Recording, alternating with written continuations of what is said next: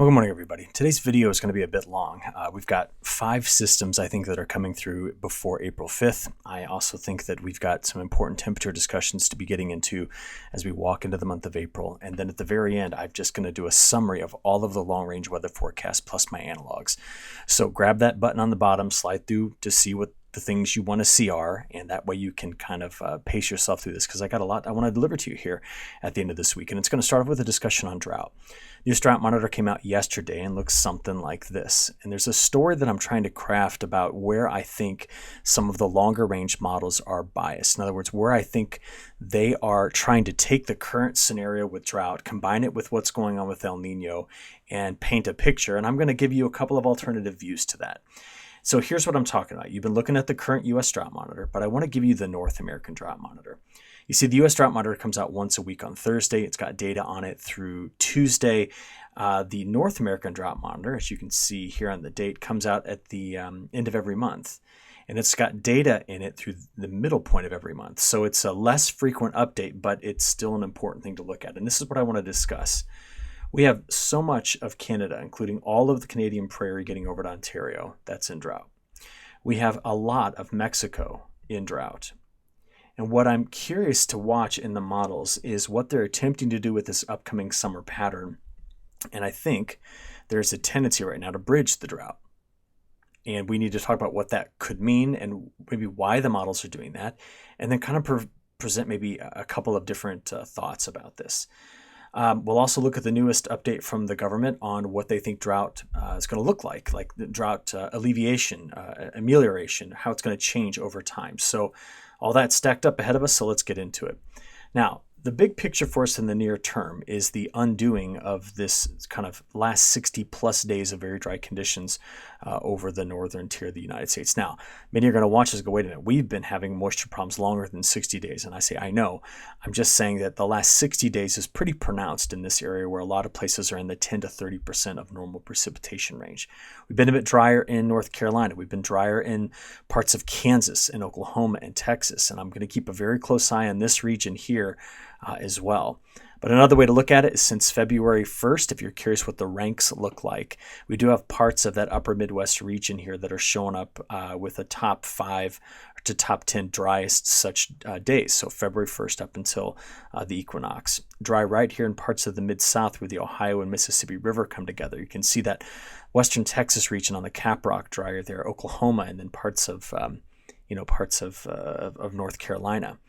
And as a result, just to give you another update, this is how things look at the 16-inch level on soil moisture. So we're dry in this big section of the country here. Drier throughout pockets of New England, despite kind of persistent snows in places here, still dry.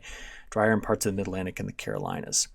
Now, what I'm seeing with this next system and its capabilities, I'm going to just go back to the model that's been doing well. It's the European Artificial Intelligence Forecast System. And what I note about this upcoming pattern is the reluctance to bring moisture into this area and the Canadian prairie. There's a lot of other places that are going to get a tremendous amount of moisture out of the next 5 systems that are rolling through. And that includes the one that's way down here in the southeast early this morning that produced some strong storms in Texas. But this is what the West Coast looks like. So you can kind of get an idea with some numbers laid over the top of it. We could get up to 5 inches of liquid in the snow that's going to hit the Sierra Nevada, maybe up to 6 inches right here on the border between Oregon and California. Take a look at this. It will be snow throughout the Rocky Mountains, but there might be a couple of more inches of liquid in this, meaning that the heavy snow pack that's already over the Colorado Basin here, which feeds the Colorado River, is just going to continue to improve. But then as you get, kind of see a little bit of the Canadian prairie, you can see this part of Texas. Well, to get to the eastern half of the country, let's just flip over there and have a look. We don't need the additional rain here, but we have the potential for another 1 to 3 inches of rain out of these next several systems combined in this region. It is needed in parts of the Midwest and upper Midwest. And we did see a little bit of a shift in the heaviest precip from yesterday's runs out of Iowa more into Minnesota and Wisconsin, but still there's 1.5 to 2 inches of liquid in these next several systems coming through this area. And same thing for along the East Coast, including more snow in here as well. Take note that the models are a little drier throughout the Ohio Valley, but there's still a good chance that at least over the next 10 days, which will get 4 of those systems, okay? This one takes you all the way to Easter Sunday. We're going to grab another inch of moisture out of this. So let's take a look at where we currently are in our first system. And what I like about this is we also get a little glimpse into the west as to what some of the snowpack looks like. But yesterday we watched the low that was over Arizona for so many days finally move out. It spun its way up over parts of New Mexico and Texas, kicking off some pretty nasty storms, which locally delivered some heavy rain and some hail. Also some pretty intense convection, making it all the way down into the Gulf of Mexico. There were a few prescribed burns. We could see them in parts of the Carolinas and even a larger fire up here in Virginia. But we had a frontal boundary tucked away in this area on which some snow fell. Now, how much? Well, this only goes through 7 o'clock last night, so you're not seeing how much snow came through here and what's going on early this morning. But you can see the snow into the interior of New England already in place. Now let's come back to the western side of the country real quick to get some updated numbers. As I mentioned, the Colorado Basin looking really good, the Great Basin, the Southern Rockies, and the Sierra Nevada looking very good. So all of the additional snow that I'm about to show you that's going to come into this area is just, I guess we'd call it bonus. But how much more of a bonus do we want? In fact, we need this snow to be redistributed across the northern tier of the U.S., where it will be, but we need the abundance of it up there. Because right now, my good friend and colleague Matt Reardon put this in his reports yesterday, that water stored in these 28 Western Sierra reservoirs right in through here. When you add in the snowpack, we're well above our normal range. There's a lot of water in that snow, and there's already a reservoir system in California that's doing well. So here it is. This is the setup right now. We have one low that moved out of Texas, producing the strong storms last night. It's over the Mississippi Valley early this morning. It's being fed on its eastern side, by this large ridge, just pumping in moisture from the Atlantic. It's sucking in moisture from the Gulf. But this is the problem. This system being here today on Friday means that by Sunday, we didn't have 2 days of flow coming out of the Gulf back into the Midwest, meaning that while there will be risk as this low comes in on Sunday for producing severe storms here, it's, I think, a bit more limited than what it could have been had there been adequate moisture return. So we'll just go ahead and call this System 1. That's System 2. Here's System 3, and we still have 2 more troughs that are going to form in this broader trough that's going to invade the western United States over the next 15 plus days. So what do we get out of it? Well, just in the next 10 days alone, this is the snowfall forecast, 10-to-1 ratio from the European model. And we're talking 2 to 3 feet in parts of the Cascades, 3 to 5 feet in parts of the Sierra Nevada, a good 18 to 24 inches across most of the Rocky Mountains here. And then heavy snows today, going right in through this area through early tomorrow morning. Big snows in New England, of course, in the interior. And then, of course, the kind of monster here coming out of Montana, sweeping across the northern plains and upper Midwest, ending in Ontario. And I'd like to focus in on that one simply because this is one of our areas that's been in kind of the largest snow deficits for quite some time. In fact, if you just go have a look at it, where that snow swath is going through, our departure from normal since, September 30th is, some of these places are at less than a fifth of normal snow. So as this system comes sweeping through with the potential for putting down a foot plus of snow, we've got to give it a lot of our attention. Because, by the way, it's not just one system. I think it's 5 in total, and only 4 of them are accounted for in this map. All right, so can I show you them? Because as we watch them come through, the chances here of having an inch of liquid in this area, 90% or better. An inch of liquid here, 90% or better. And throughout the west, same thing. In fact, if we step it up to 2 inches, there's a 50 to 70% chance of getting 2 inches of liquid out of this. And then again, more flooding to the south and heavy, heavy rains with mountain snows in the west. And this system are set up to really crank through. So I talked about that, so let's get here. I had to record pretty early this morning because I got to take off a little before 5 a.m. to get to a meeting. But today we've got high winds coming out of New Mexico, into Texas and Oklahoma. And we have winter storm watches in place from Montana to South Dakota, also here in parts of Minnesota, but broad area of winter weather advisory, And then into the very deep interior of New England, we've got the winter storm warnings, and the flood watch has been posted right here along these coastal areas.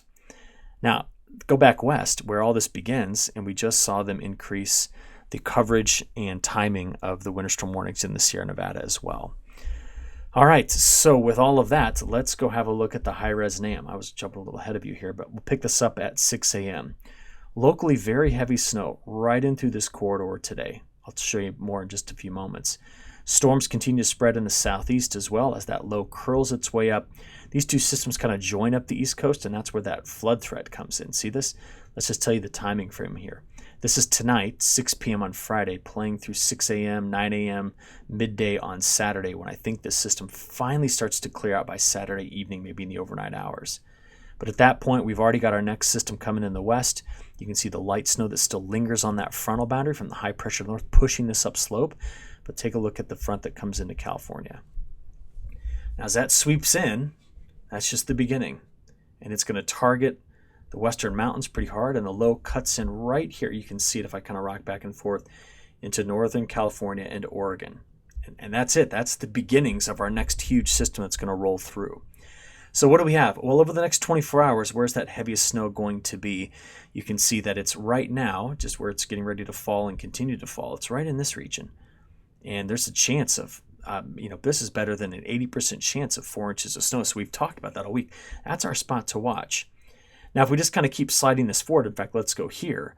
It then moves into the interior of New England with chances of very, very heavy snow. But after that, it's going to be the sequence of lows that rolls through that really just drives this pattern, so we better go have a look at it. Because first of all, if I take this away from a 24-hour, make it 72, that's your probability of 2 inches of snow. Let's get this up to 4 and go to 8.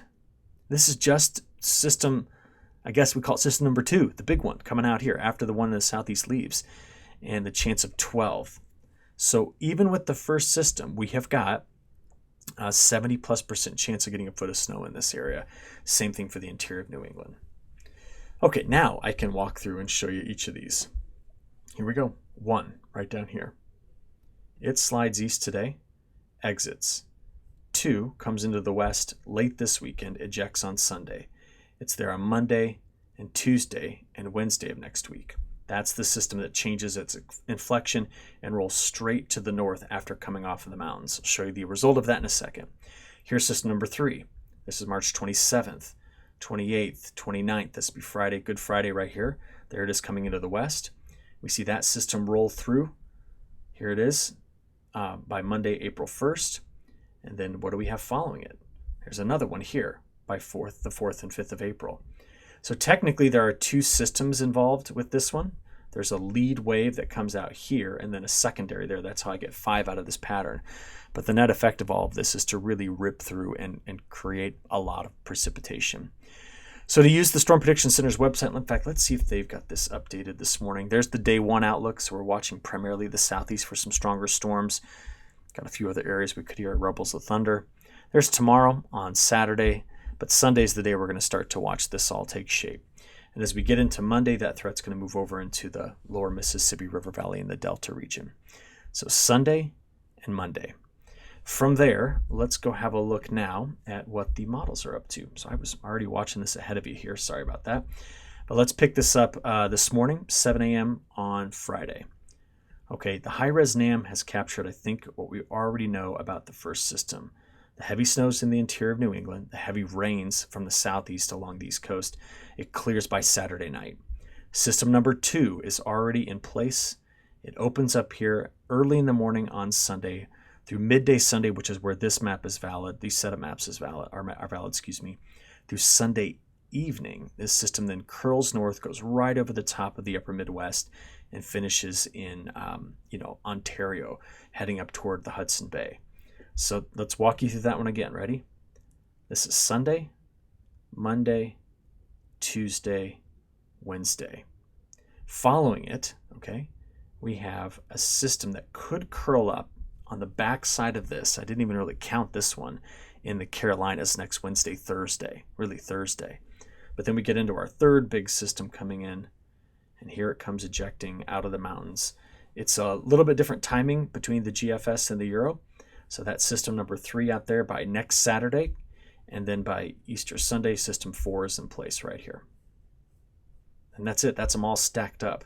So I've shown you some of the probabilities on rainfall. We looked at the European artificial intelligence for totals for the next 10 days.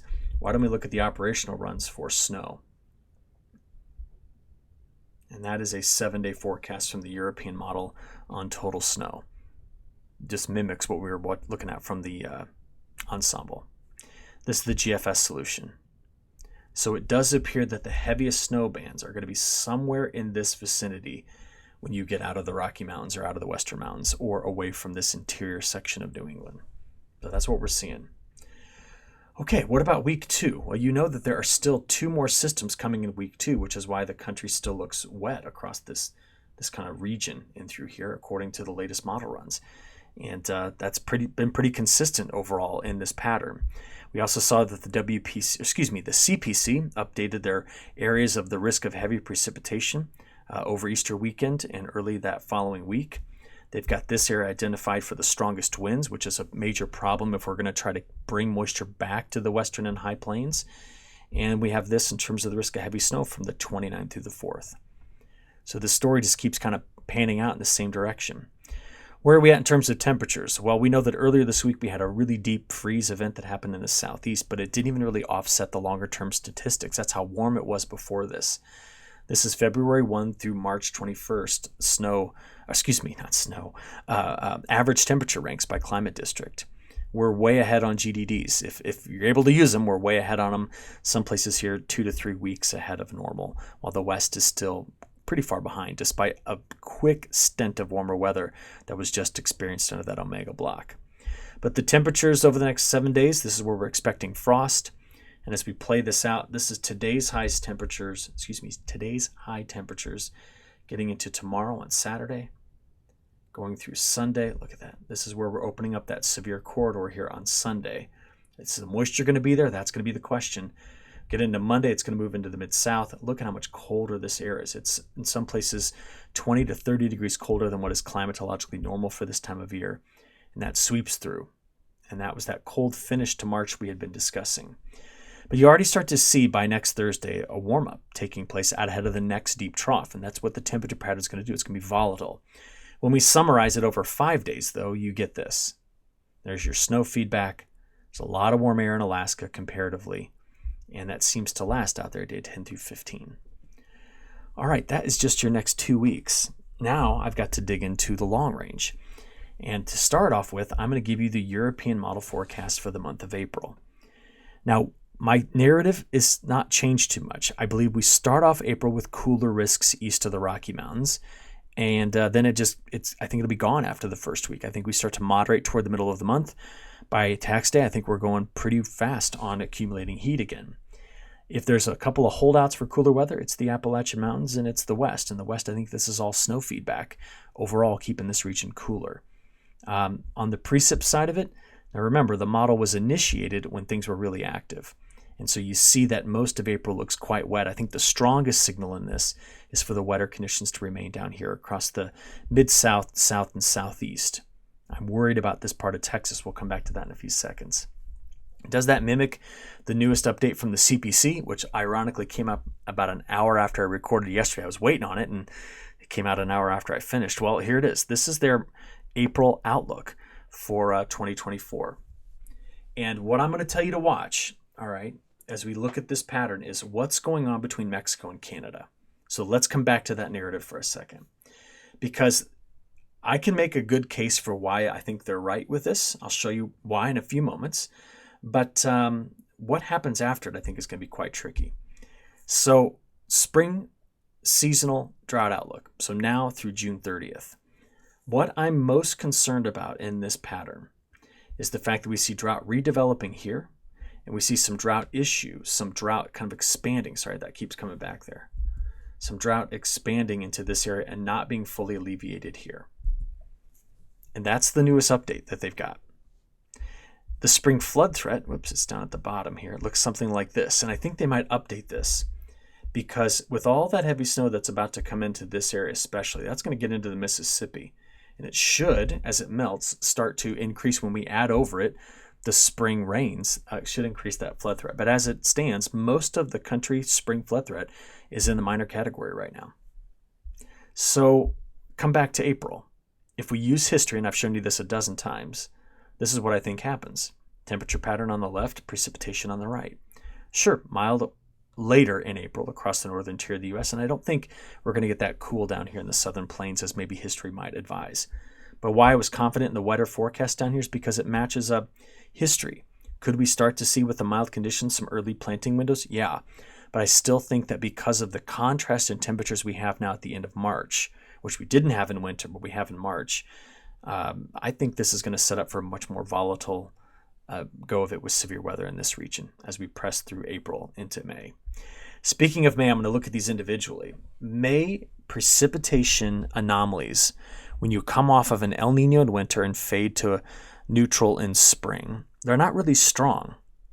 There's not a discernible, easy to pick out pattern in May from that. And if there is anything that might happen, it's that we might be warmer than average in the western United States. You can see here that historically, those years that had an El Nino in Christmas and faded by spring and was gone by summer, you tended to get more mild conditions early. And I want to take that and try to understand what it could mean as we go forward, because we keep mentioning El Nino. Well, where is it? El Nino is still here in the ocean temperatures, but the trade winds have changed. I mean, the Southern Oscillation Index is positive. Remember, we looked at that earlier this week, which means the atmosphere is already starting to make a bit of a shift. So when are the ocean temperatures going to respond, and what does that response look like? You know that NOAA is going after about an 80 to 85% chance that by late summer and fall, we're fully into La Nina. But I want to show you a fun website. We've looked at it before. It's from the Bureau of Meteorology out of Australia.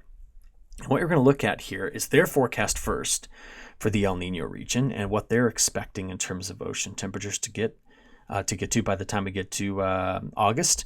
They're really not that aggressive. But take a look at this. When you compare the El Nino side of this graph to the La Nina, from the Australians, the Canadians, the Europeans, the Japanese, the French, the United States, and the British, in April, they're still on the warmer side of average. But take a look at August. While the Bureau of Meteorology says neutral, and Meteo France says still on the warmer side of neutral, you have the Canadians, the Japanese, the British, and definitely the U.S. models aggressively going after La Nina. And I showed this to you earlier, but one of the most aggressive models on doing this is a NOAA model called the CFSV2, which isn't just taking us into La Nina by early summer, but collapsing fully into a super Nina by the time we get into late summer and early fall. That's quite a contrast to the European model, which just slides through neutral and possibly gets into weak La Nina by the time we get into fall. So what are the implications? Well, let's take you back to the same suite of models and review them all as we wrap up this video. We've got April, May, June, going forward in spring to June, July, August, then come over to the right-hand side, July, August, September through September, October, November. And this model starts off very stormy in this area. Stormy spring, still there, May, June, July. But do you see where the drought is trying to build? In this model, it's coming out of Mexico into the Four Corners states, spreading through the plains by midsummer, getting in toward the Ohio Valley even, and it's certainly the lower Mississippi River Valley, and overtaking most of the lower 48 by August, September, October. Then it brings in a really active hurricane season. All right, that's one take on this. Let's now go review the NMME. So the National Multi-Model Ensemble, remember, is a conglomerate or a composite of all of these models put into one map. That's the ensemble part of it. Again, while this model's predicting a stormier corridor through here, a little drier around the Great Lakes, but the Mexico drought is the one I'm concerned about. That's April, May, June on precipitation. What about May, June, July? Still continues to creep. See this? Stormier here, stormier, but a little drier on the Great Lakes, but take a look. We then notice that by the time you get out into what they call season 3, which would be June, July, August, it takes that drought out of Mexico and spreads it, keeping the southeast wet, keeping maybe parts of Canada wet. What an interesting contrast, because when I show you some of the other models, it's got a little different scenario. What about the IRI multi-model probability forecast system? What they do is they take the NMME and add a statistical correction, a bias correction on its historical forecasts. This is their April, May, June precipitation outlook. Again, notice this. We then go forward to the May, June, July. Still drought in the Four Corners Great Basin, but some of the Mid-Atlantic as well. And then June, July, August. Remember, the NMME on which this was based was already pulling drought into this area, but the statistical correction removed it. And then this is July, August, September. Maybe it's there then, but I definitely see an active hurricane season out of this. By the way, if you're curious about what it's doing in terms of temperatures, we have to remember that this is not showing magnitude. It's showing probability of being above or below normal. So it looks like a pretty warm summer overall, which I'm going to confirm in a few moments. But I'm going to show you one other model, one more. This is the April, May, June from the European, drier Canada, drier Mexico into Texas and New Mexico. Then it's got May, June, July. It's got a ruined summer monsoon in this area. And it's attempting to bridge the gap between the two main epicenters of drought, keeping much of the eastern part of the country wet. And then, just like all the other models, active hurricane season. I mean, you get rid of El Niño, calm down the wind shear over the Atlantic, and keep all that warm water. That's a recipe for active hurricane season. That's all the way out July, August, September in the Euro. We're not done. I've got another one to show you, and I want you to go look at this one on your own later. Google Climate Prediction Center, or just go to cpc.ncep.noaa.gov. When you get here, go over the phrase or the words 3-month outlook and click on it, and you're going to be taken to this. It is their model output, and you can click on P, and get their April, May, June precipitation guide. And what you're going to notice is that when we go from April, May, June to May, June, July, their forecast is also attempting to bridge those areas of drought. That again is May, June, July. Here's June, July, August. See this? A lot of plains drought, wet east.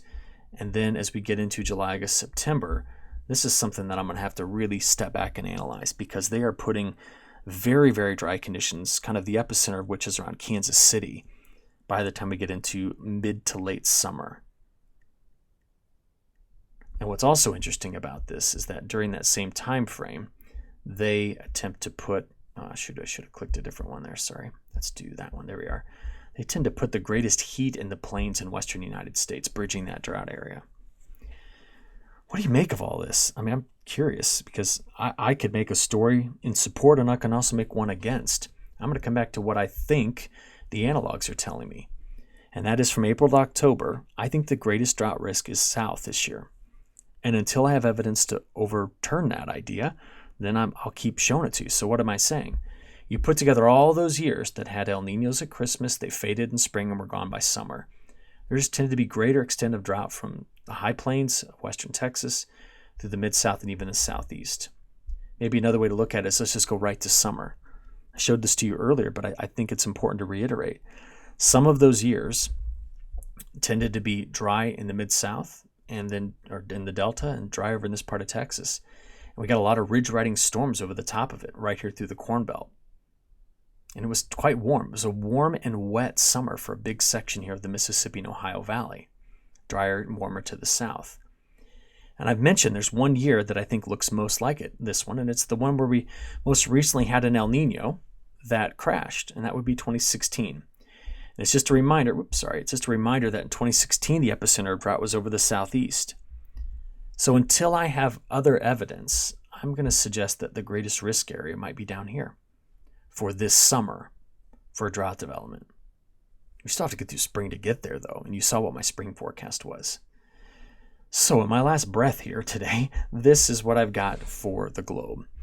Big tropical system in northern Australia. Wetter in China, wetter across much of Europe, decent moisture around the Black Sea, finally wetter in South Africa. But this is the moisture we're going to concern ourselves with down here in South America. Next 10 plus days, quite wet, 3 to 4 inches of rain in addition to what is normal. Drier in southern Brazil, not a problem. They need to harvest down here and then plant. They're going to plant some safrinha crop down there. They got to get it done. Drier in Argentina, not a problem either. Do I still think April could turn drier here? I do. But right now, it's very wet on that safrinha crop, and that's been our story all week. So thank you for hanging around to the bitter end this morning. I will catch up with you all again next week. Have a good weekend. Thanks.